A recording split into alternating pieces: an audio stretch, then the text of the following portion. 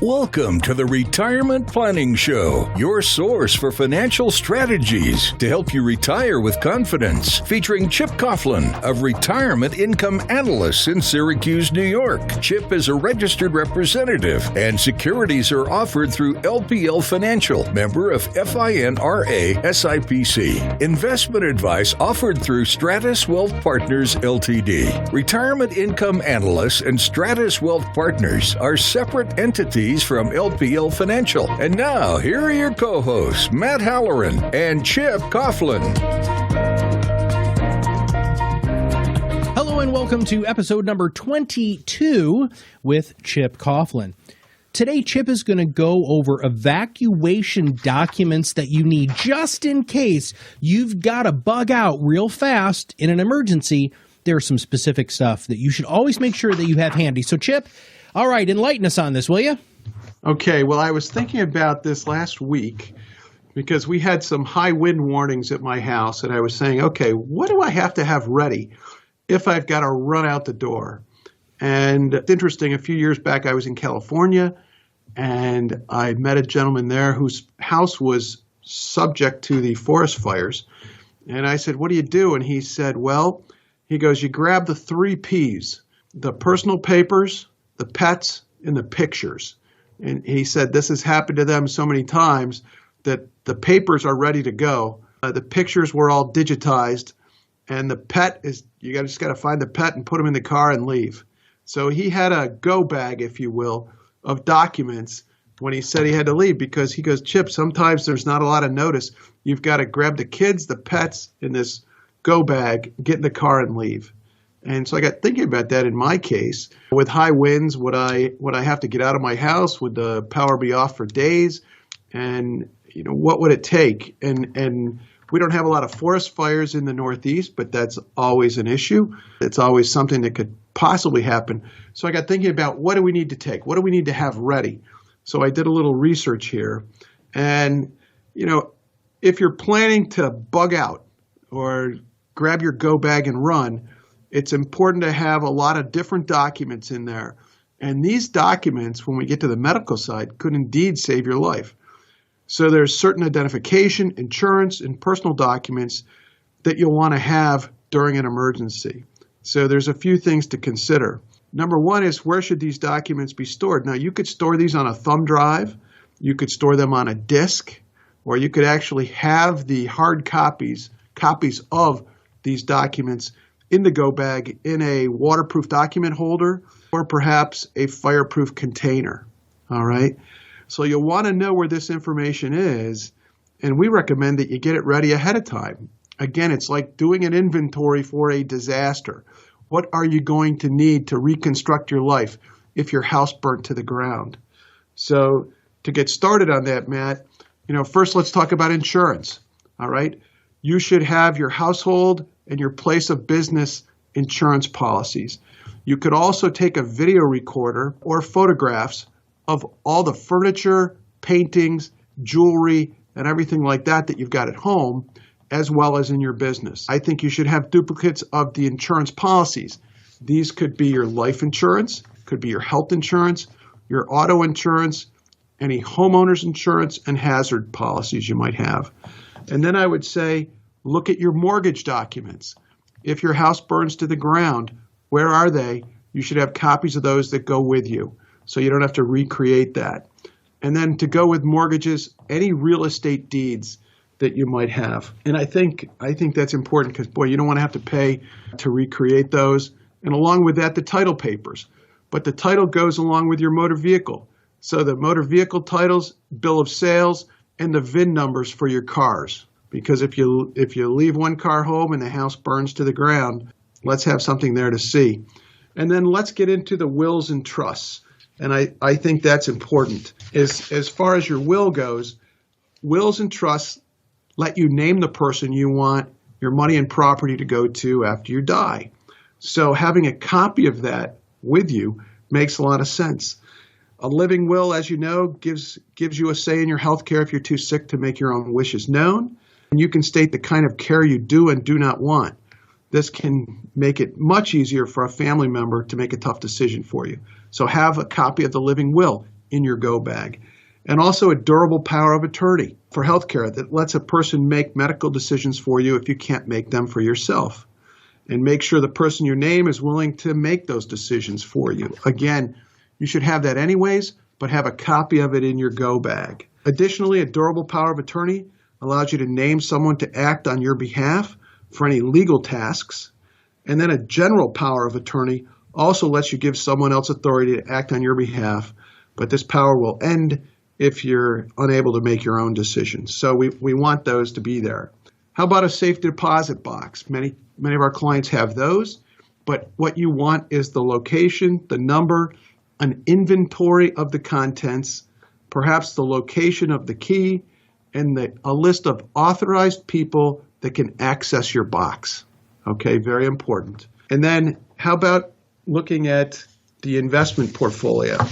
You might want to have a copy of that so that, again, you lose everything in your house to a flood or a fire. You've got all those documents or copies of those documents readily available. And this would include, copies of stock certificates, mutual fund accounts, stock accounts, bond accounts, portfolio accounts, and things like that. Next would be bank checking, savings, or certificates of deposit numbers. So when you look at your banking, if you lost everything in a fire or flood, you want your checking account numbers, your savings account numbers, what banks they are at, and perhaps your contact at the bank to make it easy. And lastly on this would be credit card accounts. What credit cards do you have? Who are they with? What are the toll-free numbers? Because you may need to access credit or get a new credit card or terminate a card. If you found out that somebody has stolen your credit, you don't want to sit idly by and have that someone taking advantage of your tough situation.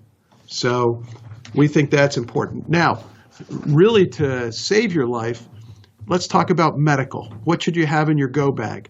Well, I think a copy of the family health and medical records. Again, if you keep a copy of your medical records as I do, you could digitize those or have hard copies in your go bag of your health, who your doctors are, what medications you're taking, and where those medications come from. How about employee benefit information? If you work for a corporation, you may want to have a quick copy of the benefits information you get from your employer. How about a letter of instructions in case of death? All right. What funeral home would you use? What are your burial plans and things like that? Matt, nobody wants to think of these things, but in a time of crisis, wouldn't it be nice if they were just written down?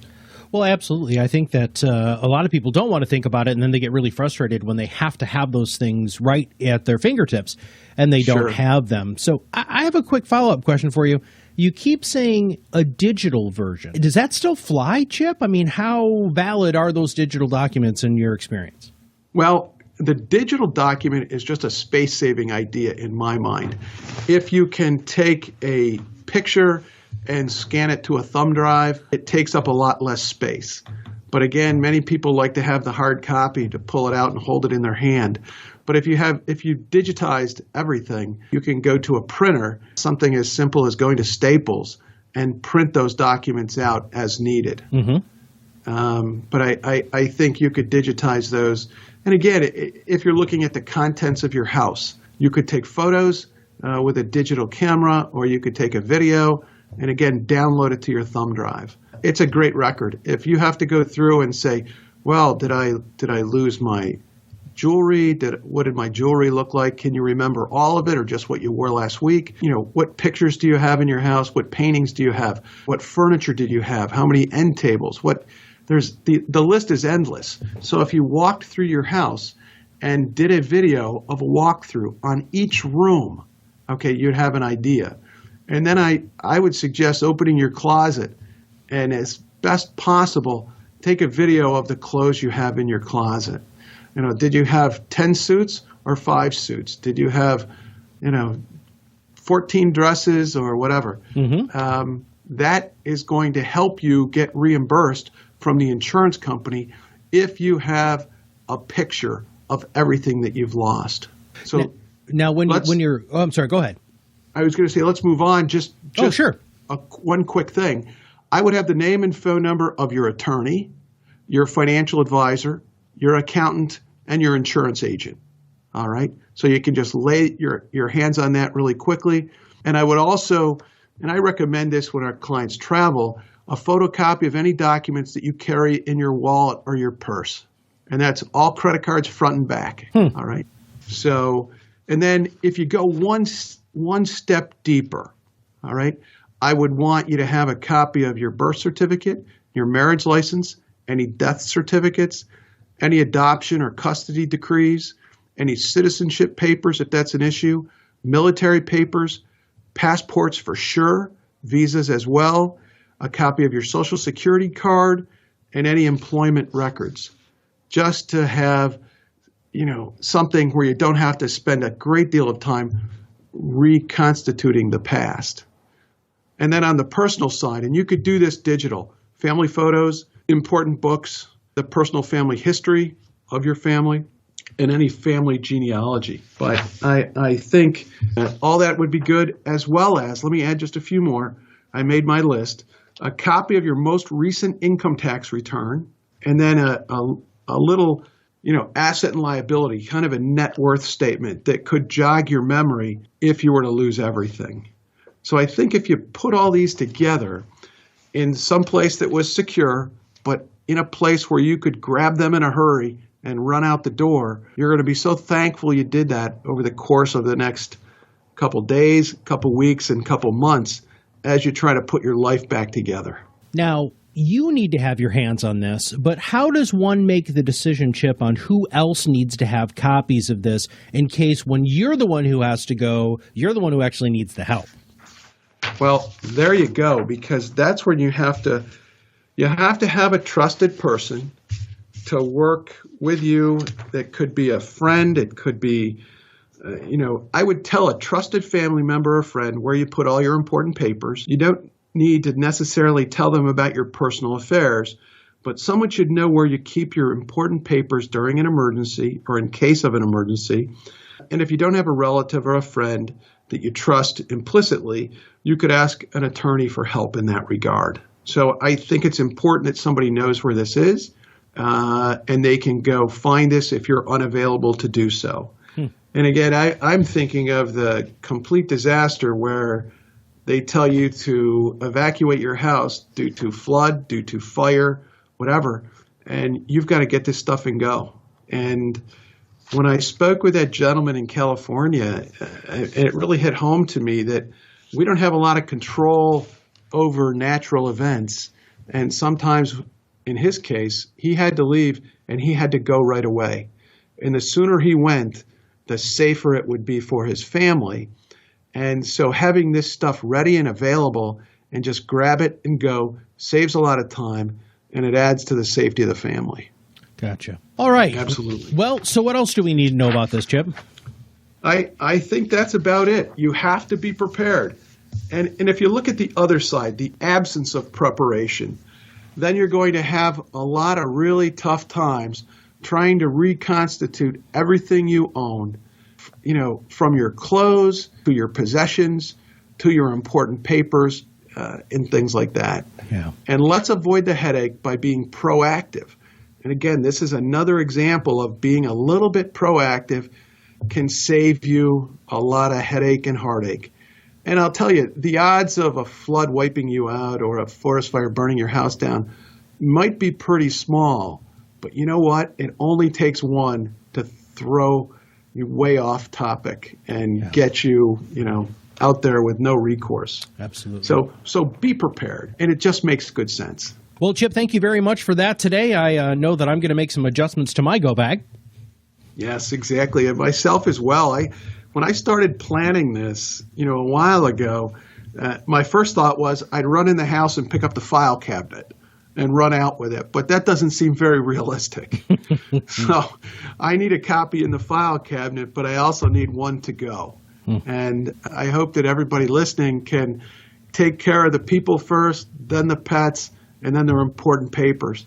But I'll tell you, the less time you spend gathering this, the more time you're going to be on the road getting to a safe location. Got it. Well, Chip, thank you very much for your thought leadership today. All right, Matt. Thank you. And if you have not subscribed to the podcast, make sure you take a moment to subscribe to the podcast below by just hitting that subscribe now button. So every time Chip comes out with a new podcast, it'll show up directly on your listening device. For everybody at Retirement Income Analysts, I'm Matt Haller, and we'll see you on the other side of the mic very soon.